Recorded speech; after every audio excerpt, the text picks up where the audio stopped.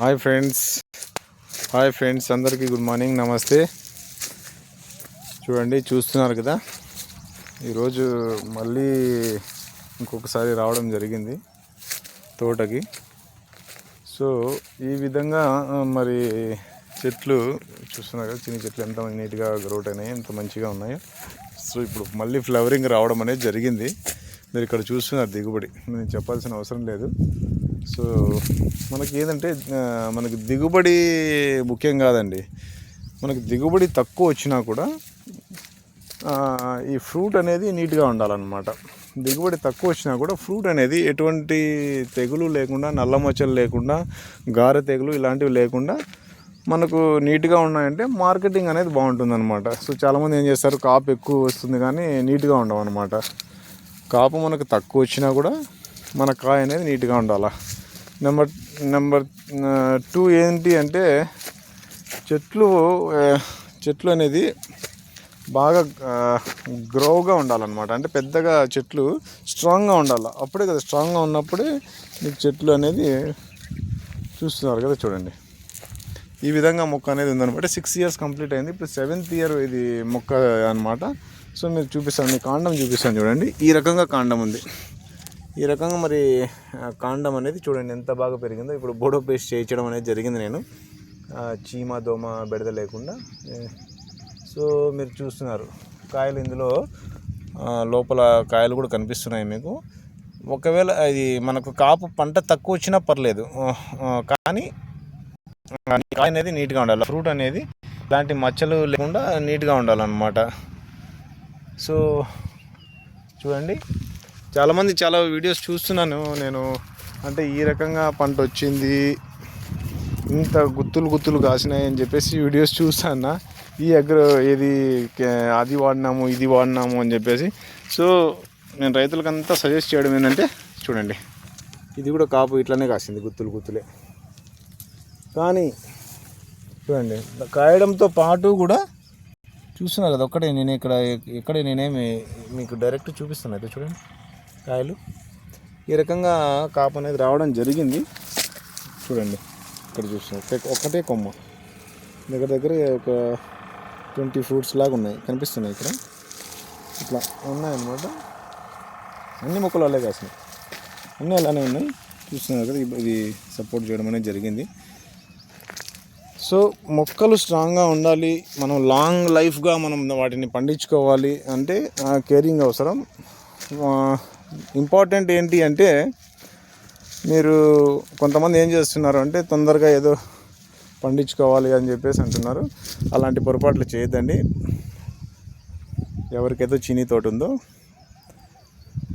కనీసం 5 years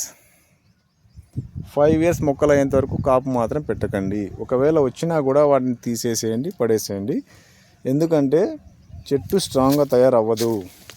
మీరు 3rd yearలో చాలామంది చూసాను, 3.5 yearలోనే నిన్న ఒక వీడియో చూశాను నేను యూట్యూబ్లో. 3.5 yearsలోనే వాళ్ళు పంట పెట్టేసి చేస్తారనమాట. ఆ మొక్కలకి లైఫ్ ఉండదు అనమాట. ఆ మొక్కలకి ఎక్కువ లైఫ్ ఉండదు, అవి తొందరగా పాడైపోతాయి అట్లా కాస్తే. కనీసం అంటే వీటి వయసు అంటే బత్తాయిలో మేము మా ఫాదర్ వాళ్ళు చేసినప్పటి నుంచి కూడా మేము చూస్తూ ఉన్నాము వ్యవసాయము. కనీసం అంటే మినిమం వీటి ఏజ్ ఒక 5 years ఉండాలి. మినిమం ఒక 5 years ఉంటే అప్పుడు మొక్క స్ట్రాంగ్గా తయారవుతుంది. మీరు ఒక 20 సంవత్సరాల వరకు మొక్కలు నార్మల్గా మినిమం ఒక 20 సంవత్సరాల వరకు మీరు వీటిని మంచిగా ఎరువులు వేసి మంచిగా చూసుకుంటుంటే 20 సంవత్సరాల వరకు మనం కాపించుకోవచ్చు. మ్యాక్సిమం ఒక 25-30 సంవత్సరాలు కూడా కాపించుకోవచ్చు. అంటే మనం పెట్టే విధానాన్ని బట్టి ఉంటుంది పెట్టుబడి. సైజు మస్తున్నాయి, ఈసారి అంత బాగా వచ్చింది. లాస్ట్ ఇయర్తో పాటు పోలిస్తే ఈసారి కూడా ఏం తగ్గలేదు.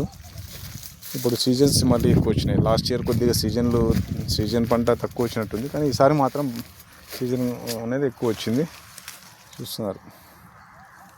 సో మనం ఏంటంటే మొక్క మనకి ఎక్కువ దిగుబడి లేకున్నా కొద్దిగా దిగుబడి తక్కువ ఉన్నా కూడా నేను చెప్పేది ఏంటంటే మార్కెట్లో వాల్యూ ఉండాలి. మనం తీసిన క్రాప్కి అంటే నీట్గా ఉండాలి. నల్ల మచ్చలు తెగులు ఇట్లాంటివి ఏం లేకుండా సమయానికి మనము కావలసినంత మోతాదులో మనం స్ప్రేస్ చేసుకుంటూ మనం తాగినంత మోతాదులో మనము చేస్తుంటే ఎక్కువ వాడకూడదు ఏది. సో నేను చెప్పేది ఏంటంటే దయచేసి మీరు 5 years వరకు కాపు పెట్టకండి ఒకవేళ కొత్తగా ఉన్నవాళ్ళు. సో ఈ రకంగా అనేది మరి తోట ఉందండి. మరి నెక్స్ట్ ఇంకో వీడియోతో మేము ముందుకు వస్తాను. అందరికీ జై హింద్, జై జవాన్, జై కిసాన్. మీకు ఏమైనా డౌట్స్ ఉంటే మీరు కామెంట్ రూపంలో అడగచ్చు, నేను మీకు ఆన్సర్ చేస్తాను. కొంతమంది బ్రదర్స్ అనంతపురం డిస్టిక్, మాది కూడా అనంతపురమే డిస్టిక్. సో కొంతమంది నిన్న క్వశ్చన్స్ అడిగారు, నేను జవాబు చేశాను. సో ఎలాంటి మెలకువలు అన్నది నేను కూడా నాకు తెలియనివి నేను కూడా నా పక్క వాళ్ళతో లేదంటే నాకు తెలిసిన వాళ్ళతో నేను తెలుసుకుంటూ ఉంటాను. సో చూస్తున్నారు కదా, ఈ రకంగా ఫ్లవరింగ్ మరీ రావడం అనేది జరిగింది. సో దయచేసి మీరు లైక్ చేయండి, కామెంట్ చేయండి. మీకు ఏదైనా సజెషన్స్ ఇవ్వాలి అనుకుంటే మీరు కూడా సజెషన్స్ ఇవ్వచ్చు నాకు. సో నేను కూడా వాటిని చూడడం జరుగుతుంది, రిప్లై చేయడం జరుగుతుంది. ఓకే, జై జవాన్, జై కిసాన్, జై హింద్.